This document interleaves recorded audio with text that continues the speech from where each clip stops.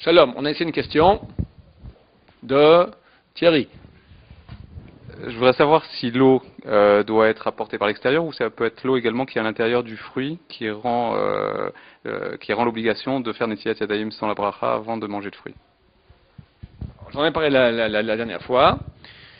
Uniquement lorsque nous avons un liquide qui fait partie des 7 liquides Yad Shachat Dam, c'est-à-dire, je répète, le jus de raisin, le sang, l'huile d'olive, le lait, la rosée, le miel d'abeille et l'eau, uniquement quand l'aliment est mouillé d'un de ces liquides, alors avant de le manger, on doit faire Netilat Yadayim.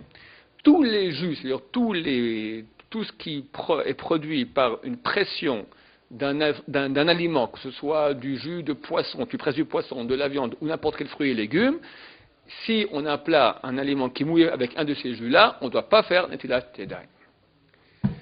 Tu as une autre question? Alors, je continue. Il y a 3 cas qui sont un doute dans la halakha, si oui ou non on doit faire Netilat Yadayim. Si on a une quantité de fruit qui est mouillé, mais ce fruit-là, il fait moins de kazaït, il a le volume de moins qu'une boîte d'allumettes standard universelle. Deuxième cas, si le liquide par lequel est mouillé l'aliment est un liquide qui a été cuit. Troisième cas, si on mange l'aliment sans le toucher, avec une cuillère, avec une fourchette, sans le toucher. Il y a des discussions. Il y a des rabbins qui disent que oui, des rabbins qui disent que non. Quand je dis rabbin, c'est date d'il y a 2000 ans. D'accord? La halakha, on fera comme ça. Si on aura 2 conditions remplies qui nous désengagent l'obligation de faire Netilat Yadayim, alors on fait pas Netilat Yadayim. S'il n'y a qu'une condition, on fait quand même. Je prends des exemples maintenant. Quelqu'un prend maintenant son biscuit pour le tremper dans le thé, sans toucher le thé. Il fait comme ça, fait attention, ses doigts ne touchent pas l'eau. Alors, le thé, il est cuit, c'est une bonne raison. Deuxième raison ici, il ne touche pas le liquide. Vu qu'on a déjà 2 bonnes raisons, alors on peut ne pas faire Netilat Yadayim.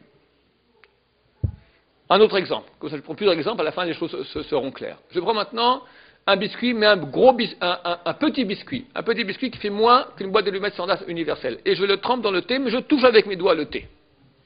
Là, il y a aussi 2 conditions qui permettent de ne pas faire Netilat Yadayim. Parce que la quantité elle est petite, et le liquide il est cuit, bien que j'ai touché. Je prends un troisième cas, je mange maintenant une soupe avec une cuillère.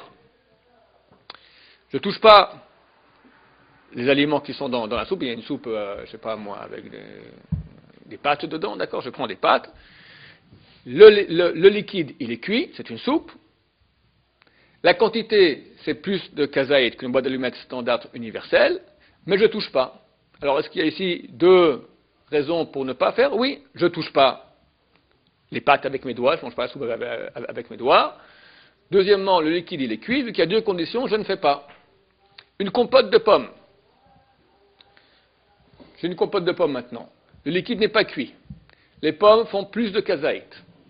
Mais je mange avec une cuillère. Je fais ou je ne fais pas Netilat Yadayim? C'est cuit la compote. Alors, une macédoine de fruits. D'accord? J'ai pris une macédoine de fruits, comme ça, tac, j'ai coupé, j'ai mis.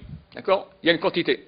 De plus, il ne faut pas qu'un morceau, que tous les morceaux ensemble doivent faire moins. Bien sûr, il y a de l'eau dedans, c'est liquide. On a mis dessus, on a rajouté dessus du vin. Zip. On a mis une majorité de vin. D'accord? La sangria, là. Du vin comme ça, avec une bonne macédoine de fruits. Alors, je mange les fruits maintenant, ils sont mouillés avec un liquide, oui. Il y a une quantité, oui.